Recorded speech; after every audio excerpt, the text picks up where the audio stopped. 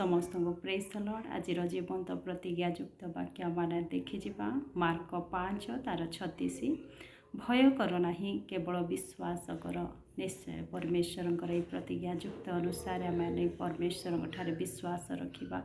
आम प्रतिकूल उठुवा प्रत्येक परिस्थिति जेकोसी परिस्थिति आम प्रतिकूल उठुवा शत्रु बा अभाव कौन सी प्रकार आर्थिक संकट कि कौन सी प्रकार परिस्थिति जहाँ आम को अस्तव्यस्त करुच्छी आम को व्याकुल करुच्छी आम को प्रत्येक विषय निराश करुच्छी से सकल विषय को आम भय करवा नहीं।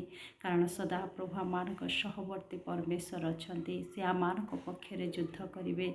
से दिन इस्राएल गोष्ठी को सदा प्रभु से कथा कही आम देखिजा द्वितीय विवरणी तार 1:30 सदा प्रभु तुम्भमानकर परमेश्वर जे तुम्भमानक आगे आगे गमन करुअछंती से मिसर रे अप्रांतर रे तुम्भमानक दुष्टि गोचर रे तुम्भमानक निमंते जे समस्त कार्य कले तदनुसार से तुम्भमानक पक्षरे युद्ध करिवे।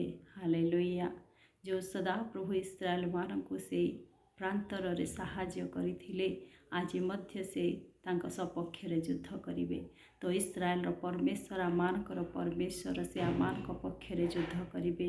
जेकोसी युद्धर परिस्थिति आमानक सम्मुखरे आसुना कहीं से आमानक सपक्ष ही युद्ध करिवे आमानक विजयता देवे।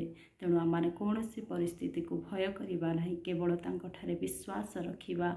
आ जो माने विश्वास रखती बा परमेश्वर ठार भरोसा रखती से माने केबे लज्जित हेबे नहीं।